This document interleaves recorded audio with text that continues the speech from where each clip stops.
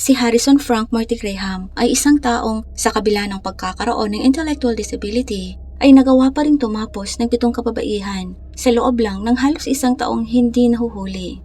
Paano kaya ito nangyari at bakit niya ito nagawa? Isinilang sa Philadelphia, si Harrison ang panganay sa 5 magkakapatid. Bata pa lang ay nakitaan na siya ng mga sintomas ng pagkakaroon ng intellectual disability na siyang dahilan kaya't nahihirapan siyang makasabay sa mga aralin at disiplinang pamantayan ng paaralan. Gayunpaman, nagawa niya pa rin makapagtapos ng elementarya at makapasok ng high school. Pero napilitan din siyang tumigil dahil mas nahihirapan na siyang makasabay sa kanyang mga kaklase. Ayon sa ina ni Harrison, 1971 nang ma-diagnose ang anak na may ganong uri ng karamdaman na humantong sa pagkakapasok nito ng 2 taon sa facility ng mga batang may karamdaman sa pag-iisip. Palibhas ay napilitang tumigil sa pag-aaral dahil sa kanyang kalagayan, pinasok na lang ni Harrison ang mabibigat na trabaho at posibleng dahil sa pangangatawan, kaya't madali rin siyang nakapasok sa construction industry na naging simula naman ng pagkasalimuot ng kanyang buhay. Dahil na rin sa amo niyang naging kanyang kasintahan. Sa kakaibang epekto ng agwat ng edad sa kanilang relasyon at ang hindi pagiging angkop ng mga bagay-bagay, ang siyang patuloy na matadala ni Harrison sa kalaunan. Ngayong teenager na siya, mas lalo siyang naakit sa street culture at di nagtagal ay nagsimula na ring magbenta ng aliyo. Dahil sa uri ng trabahong ito, nagsimula na rin siyang gumamit ng bawal na gamot. Sinabi ni Harrison na sa uri ng buhay na ngayon dito niya lang naranasan ang malalim na pagmamahal na hindi niya naramdaman mula sa kanyang sariling pamilya. Kaya nakapagpasya na siyang hindi na babalik pa sa buhay na kinalakihan niya. Pero gaya ng inaasahan, hindi ito nagustuhan ng kanyang ina. Kinaladkad nito si Harrison mula sa kalye habang pinangangaralan tungkol sa pagiging immoral ng kanyang trabaho. At parang naintindihan din naman ni Harrison ang pangaral na to sa kanya ng ina. Dahil sa kanyang pag-amin makalipas ng ilang taon, nabanggit niyang hindi nga tama ang kanyang mga nagawa at labag sa utos ng Panginoon. Pero hindi pa rin ito naging hadlang para gawin niya ang ilan sa karumal-dumal na pagtapos ng tao na nailathala nung panahong yon. 1978, sa edad na 20 years old, umalis na si Harrison sa puder ng kanyang ina at lumipat sa North Philadelphia para dun manirahan. Sa kasamaang palad, ito rin ang naging simula ng lalong paglihis niya ng landas. Dahil na rin sa ang tanging nakayanan niya lang na narentahang bahay ay sa mahirap na lugar na talamak ang karahasan. Habang nakatira sa kanyang bagong apartment, sa kapitbahayan na to ipinagpatuloy ni Harrison ang nakagawian niyang mga bisyo tulad ng pag-inom at paggamit ng bawal na gamot. Hindi rin nagtagal at nakisalamuhan na rin siya sa mga taong nagbebenta ng aliw sa nasabing lugar.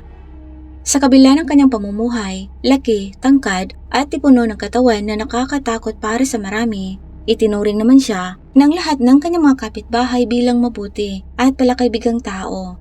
Kailanman ay hindi siya nadawit sa anumang maliit o malaking gulo. 1983, lumipat si Harrison sa bagong apartment sa isang hindi mataong complex. At dito, magkasamang nagtayo si Harrison at ang ilan sa kanyang mga kapitbahay ng pansamantalang istasyon ng bawal na gamot kung saan bumibili at nagbebenta sila nito nang hindi napapansin o pinaghihinalaan ng mga pulis. Mas lalo namang nakilala si Harrison sa lugar na to sa loob ng 4 na taong paninirahan niya sa bagong apartment. Naging lugar ang tirahan niya ito para sa kanyang mga kakilala at mga kaibigan na gustong bumili at humithit ng bawal na gamot. At dahil sa bagong katayuan niya ito, naging sikat siya sa mga kababaihan. Madalas siyang magsama ng mga babae, kaibigan man o hindi kakilala. Inaakit niya ang mga babaeng ito sa pamamagitan ng bawal na gamot. Sinasama sa kanyang tirahan para dun ibigay at gamitin. At pagkatapos, kung papayag naman ang mga nasabing babae, ay makikipagtalik siya sa kanila. Sa kabila ng lahat ng ito, napanatili naman ni Harrison ang pagiging mabuting kapitbahay. Hindi pumapalya sa pagbabayad ng upa at palaging nakikipaglaro ng basketball sa mga kabataan sa kanilang komunidad. Alam ng lahat na namumuhay si Harrison gamit ang kanyang disability pension at gusto rin siya ng lahat ng taong nakikilala niya. Tag-araw ng 1987, 4 na taong paninirahan sa apartment, nagsimulang magreklamo ang mga kapitbahay ni Harrison dahil sa mabahong amoy na nagmumula sa kanyang unit. Sinabihan naman siya ng may-ari tungkol dito at pinayuhang gumawa ng paraan para ayusin ang sitwasyon. pero hindi niya pinansin ang mga reklamo. August 9 ng taon ding yon, dahil sa wala pa ring ginagawang hakbang si Harrison tungkol sa mga reklamo ng mga kapitbahay laban sa kanya, hiniling na lang ng may-ari na umalis na lang siya ng apartment. Hindi naman siya tumutol, kinuha ang kanyang mga personal na gamit saka umalis ng apartment. Mukhang wala ng problema, pero nang subukan ng may-aring tingnan ang loob ng apartment, nalaman niyang nilagyan pala to ni Harrison ng harang. Nilagyan niya ng tabla ang harapang pinto ng apartment, kaya tumawag na ng pulis ang may-ari para magpatulong. Sinabi ni Officer Pete Scalatino na unang dumating sa lugar na pagpasok niya pa lang sa gusali, alam na niyang amoy ng nabubulok na tao ang inirereklamo ng mga kapitbahay ni Harrison at hindi nga siya nagkamali. Pagdating niya sa palapag ng apartment ni Harrison, mas tumapang pa ang amoy at mabilis na nalaman kung saang unit ang kay Harrison. Nang silipin ni Officer Pete ang keyhole ng pinto, may nakita siyang parang tao sa loob, kaya't sinabi niya ditong buksan ng pinto at papasukin sila.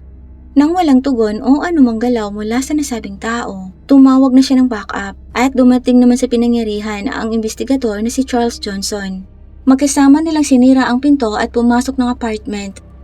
Sa loob, agad silang sinalubong nang tanawin ng isang hubad na katawan ng babaeng wala ng buhay na nakahiga sa kama.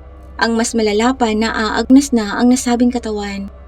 Sa sahig malapit sa kama, isa pang naaagnas ring katawan ng babaeng bahagyang nakadamit.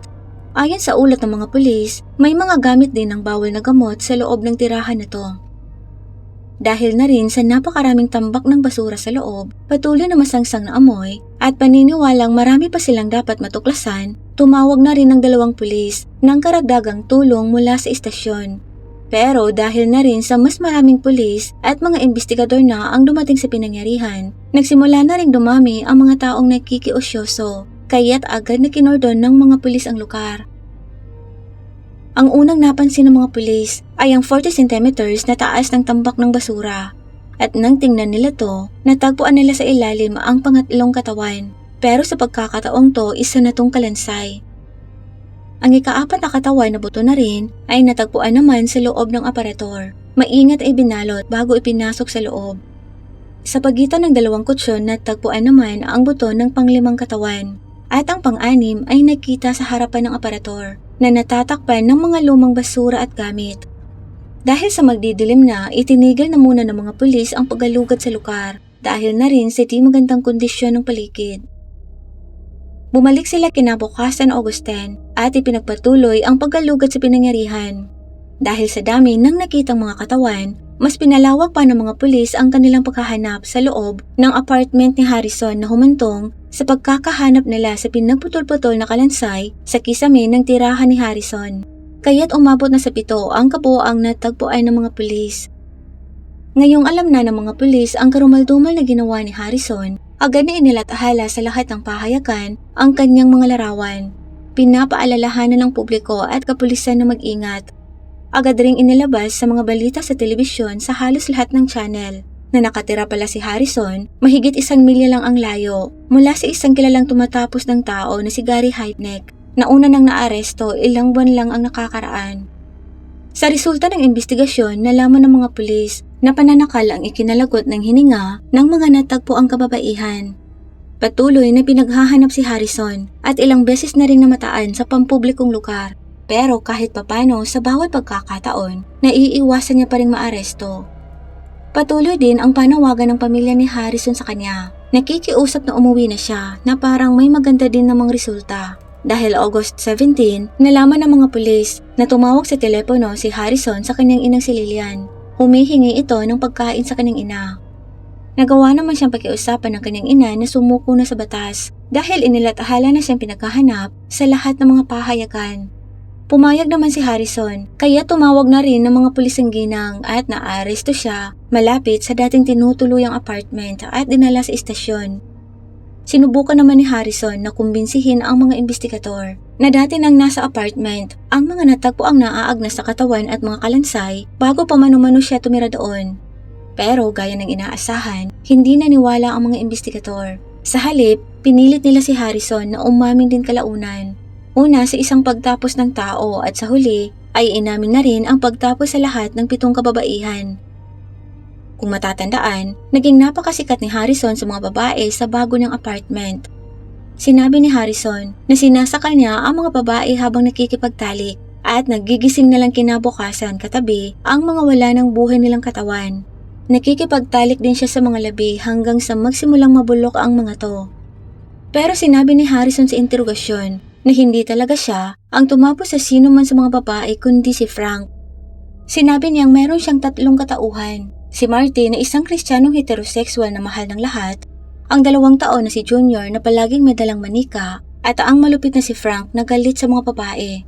Sinabi ni Harrison na ang personalidad na si Frank ang siyang tumapos sa kanila. Ayon naman sa ilang mapagkukunan na lamang ang unang babaeng nailigpit ni Harrison ay ang matagal na nitong kasintahang si Robin DeShazor. Nabigla din si Harrison sa kanyang nagawa, kaya't iniwan niya na lang ang wala ng buhay na katawan ng nobya sa loob ng kanyang apartment dahil hindi niya alam kung ano ang gagawin o dapat gawin. Sa kanya palang itinago ang katawan ni Robin sa kisame nang may isinama na siyang ibang babae para hindi nito malaman ang kanyang sikreto. Nalaman din kalaunan na may marahas talagang pag-uugali si Harrison dahil lumapit ang ilan sa kanyang mga kaibigan at nagsalita. Sinabi nilang sa relasyon ng dalawa, may ilang pagkakataon na pinagbubuhatan ni Harrison ng kamay ang nobyang si Robin. Nagsimula ang paglilitis noong March 7, 1988, humigit kumulang 7 buwan matapos maaresto si Harrison. Sa pagwaksi sa kanyang mga karapatang magkaroon ng hurado sa paglilitis, hiniling ni Harrison na pasyahan lang ng iisang hukom ang kanyang sentensya dahil inamin niya naman umano ang kanyang nagawang kasalanan. Sa panahon ng pagdinig, isang babaeng nagngangalang Paula na karelasyon ni Harrison ang tinawag bilang saksi. Sinabi ni Paula na habang nagtatalik sila palagi siyang sinasakal ni Harrison. Dinagdag din ni Paula na madalas umanong ipinagyayabang sa kanya ni Harrison ang tungkol sa pagtapos nito kay Robin at pagkikipagtalik sa wala ng buhay nitong katawan. Ayon kay Paula, ito ang dahilan kaya't labis siyang natakot at di magawang makipagkalas kay Harrison. Pero may ilang hindi pagkakatulad sa pagitan ng mga naging salaysay ni Paula at sa kung ano ang natagpuan ng mga pulis sa panahon ng kanilang pagsisiyasat. Kaya't hindi sigurado kung nakaapekto ba ang mga testimonya ni Paula sa naging hatol kay Harrison. Si Joel Moldowski ang abogadong kumatawan kay Harrison. Ipinag-iitan niyang baliw si Harrison at ang pagkakaroon nito ng multiple personality disorder ang siyang dahilan kaya't nahirapan tong matukoy ang tama sa mali. Ito kasabay ng labis na pagkalulong sa bawal na gamot ayon sa abogado, ang sanhi kaya't hindi na nito alam na mali na pala ang kanyang ginagawa. Kung kaya't ayon sa abogado, hindi talaga dapat ganap na mapanagot si Harrison sa kanyang mga naging aksyon. Maliban sa abogado, ang isa pang kakampi ni Harrison sa paglilitis na to ay ang kanyang ina. Iginiit ng ginang na kahit langaw ay hindi kayang saktan ng kanyang anak, kahit pa man nasa ilalim ito ng impluwensya ng bawal na gamot at alak. Pero sa kabila ng mga argumento at ebidensyang iniharap ng kanyang abogado, kabilang na ang resulta ng isinagawang IQ check kay Harrison na IQ 63 na patunayan pa rin siyang nagkasala sa 7 bilang ng bawat isang pagtapos ng tao at paglapastangan sa wala ng buhay nilang mga katawan. Hiniling ng prosekusyon ang parusang bitay para kay Harrison, habang iginigiit naman ng kanyang abogado sa hukom na dapat ring isaalang-alang ang kakayahan ng pag-iisip ni Harrison at mabigyan ng mas magaang parusa. Kalaunan sa paglilitis noong April 8, 1988, nasintensyahan si Harrison ng 6 na parusang bitay at isang habang buhay na sentensyang pagkakakulong ng walang parol.